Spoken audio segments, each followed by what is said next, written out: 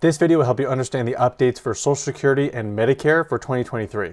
If you don't know who I am, my name is Chris Dime. I'm a certified financial planner out of Edmonds, Washington, and I specialize in working with folks to and through retirement.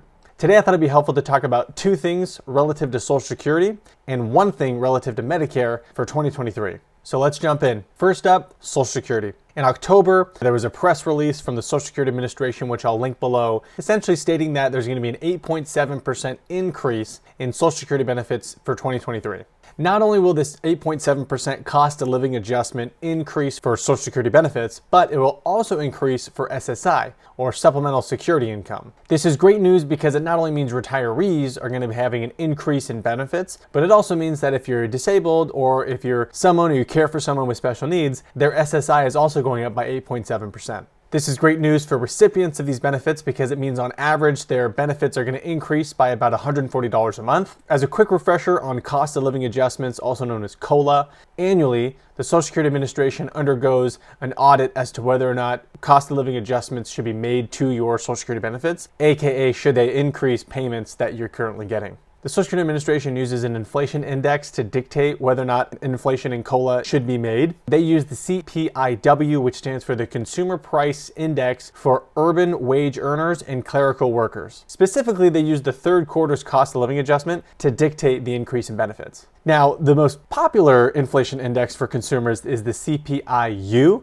which is also just colloquially referred to as the Consumer Price Index, whereas the Social Security Administration uses the CPIW. Now, there's no shortage of debate online as to which inflationary index is the best for approximating how much more expensive things are, and if the third quarter data is good enough to use as a barometer. Of course, there's plenty of debate online, like I said, because it's the internet and everybody disagrees about everything on the internet. For now, just know the Social Security Administration uses the CPIW, and they use the CPIW in the third quarter.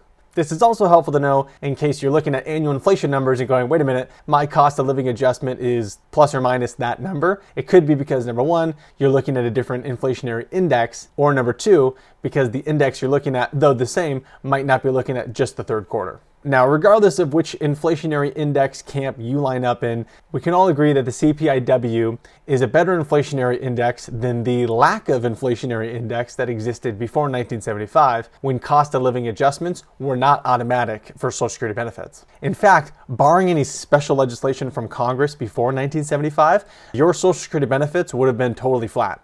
A flat benefit while inflation's happening all around you means effectively your payment from Social Security benefits is getting less and less each year because it can't go forth and buy the same amount of stuff. That said, starting in 1975, we saw the implementation of automatic cost of living adjustments thanks to President Nixon. And for my history buffs out there, yes, technically 1975 was under the presidency of Gerald Ford. However, it was on July 9th of 1972 when Nixon signed Public Law 92-336 at his estate in California, which established the procedure moving forward starting in 1975 to implement automatic cost of living adjustments. And if you really know your history, you'll know that July 9th, 1972 was 3 weeks after Watergate. I'm sure Nixon was expecting to be in office when the first cost of living automatic adjustment was made in 1975. Rest assured, if there is a period of negative inflation, also called deflation, you won't see a reduction in your cost of living benefits, you just won't see an increase. And for those of you who have been receiving Social Security benefits for some time now, you would have seen that lack of benefit increase in 2010, 2011, and then in 2016.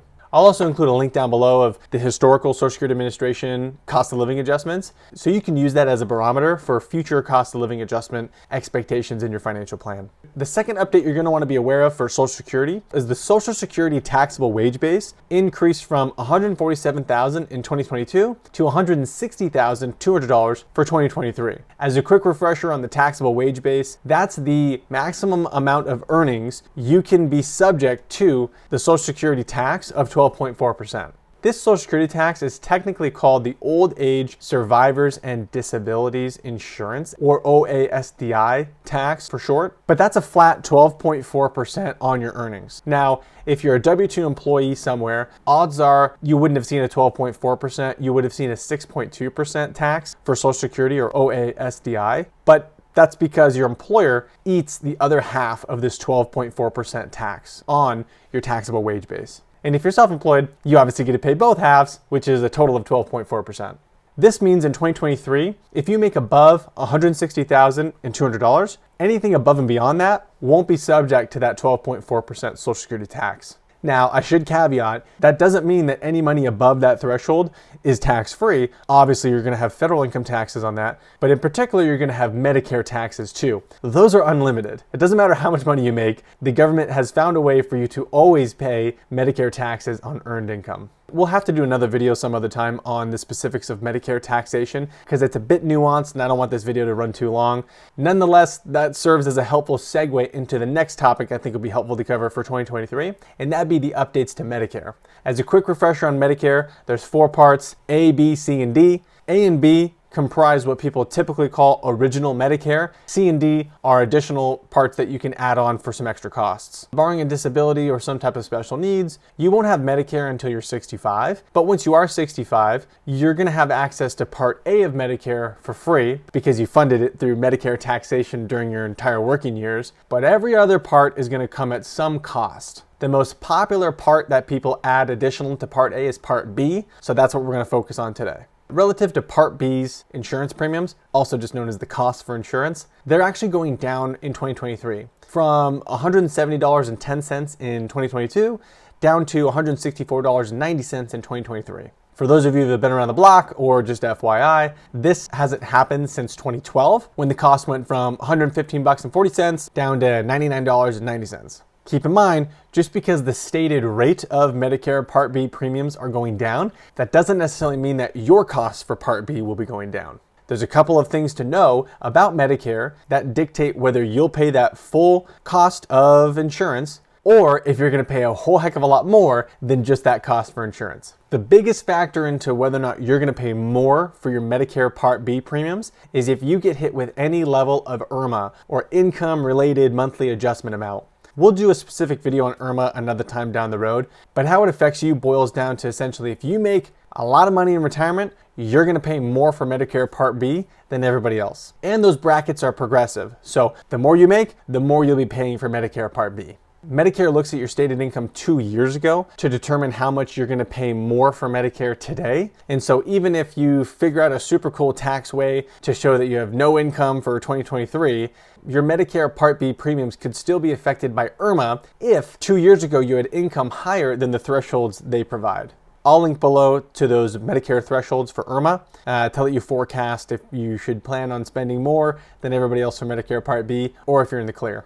And for those of you who are currently on Medicare, you probably saw in 2022 there was a big boost, like 14.5% increase in the Medicare Part B premiums. And that's because of 2 main things. Number one, obviously Medicare was still recovering from the pandemic, which had a ton of medical expenses. But then number 2, they saw a surge in demand for Biogen's Alzheimer medication. And so those 2 factors combined, that's why we saw a massive surge in the 2022 Part B premiums. Some Medicare aficionados say that the reason 2023 is experiencing a decrease in Part B premiums is because in 2022, they overcharged relative to what they should have. Whatever your opinion is, just know that Medicare Part B premiums are going down for 2023. Now, for those of you who are concerned about the same thing they were concerned about in the 80s, which is what if Medicare prices increase faster than my Social Security benefit is increasing by way of cost of living adjustments? Won't effectively my main source of income, Social Security, effectively be decreasing because Medicare is getting more and more expensive? Most people pay for Medicare out of their Social Security benefit, and so would they be seeing a decrease in a year-by-year basis of their Social Security benefits because maybe Medicare is increasing too fast? That's a totally valid concern, and so in the 1980s, there was an attempt to resolve of this issue through the Medicare Catastrophic Coverage Act. Part of that act was a hold harmless provision, essentially just meaning that if you're receiving Social Security benefits and Medicare has an increase in Part B premiums, which it pretty much does every year, your personal Medicare Part B premiums cannot exceed whatever cost of living adjustment the Social Security Administration grants. How does this manifest? Let's say it's the year 2040 and we're back in the land of milk and honey when inflation is 2 to 3% a year. Your Social Security benefit is $2,000 a month and you get a cost of living adjustment of 3%. So you go from making $2,000 a month to $2,060 a month. Then, let's say Medicare Part B premiums were $200 a month and they go up to $300 a month. That means that your cost of living adjustment of $60 a month wasn't high enough to outperform the increase in Medicare Part B premiums of $100 a month. So that means that your specific Medicare Part B premiums are going to be capped at increasing by $60 a month. That way, your cost of living adjustment from Social Security is completely eradicated, but it's not more than just eradicated, meaning you don't end up losing money by Social Security by trying to pay for the increases in Medicare Part B premiums. There's a couple of caveats to when you wouldn't be protected from the hold harmless provision. And that's number one, if you fall into IRMA territory, meaning you make too much money to where you already are paying more than everybody else for Medicare Part B. Essentially, Medicare thinks you make too much money anyways, and so you're going to pay whatever the increase in costs are. The other time where you wouldn't be able to qualify for the hold harmless provision protection is in the event of somehow you're not having your Social Security benefit pay for Medicare directly. So if you've created it to where it's some roundabout fashion you're paying for Medicare, you're not going to be protected by the hold harmless provision. One cool thing for folks on Medicare, thanks to the Inflation Reduction Act, you will see a price cap on insulin at $35 a month for 2023. So what are your calls to action? If you're currently receiving Social Security benefits or Medicare benefits, please use this to hopefully forecast expenses for the latter years of your retirement and speak with your financial planner on how this impacts your specific retirement. The second call to action, if you're not yet receiving benefits from either one of these programs, relative to Social Security, please ensure you have a Social Security Administration account. You go to ssa.gov, get signed up for a profile so you can manage all your Social Security benefits digitally. And it's also a great way to stay in touch with any updates to the Social Security Administration, rather than the old way, which was to wait for your annual mailer to let you know how much you can expect for retirement income from Social Security Administration. I have heard from clients that they'll get locked out or some technical update will happen to where they'll need to be mailed a letter from the Social Security Administration to get access back to their account. I understand it's a frustration, but please jump through the hoops anyways. Not only does it make my job easier if I'm working with someone to quickly access all that kind of stuff, but most importantly, it'll make your life a lot easier managing the Social Security Administration information digitally than trying to handle things through the mail. Once you've done that, relative to Medicare, please factor in Part B premiums into your retirement plan, either as part of your monthly expected expenses in retirement or as a separate line item if you're engineer minded and you're trying to get granular as to what your expenses are going to be, boots on ground, line by line in retirement. Like I said, I'll link to some resources down below. Hopefully this was helpful. Please take this information, go forth and conquer. If you have more questions, let me know in the chat below. Send me an email, we'll get you squared away. Have an awesome rest of your week and have a great ending to 2022 and best of luck planning for 2023.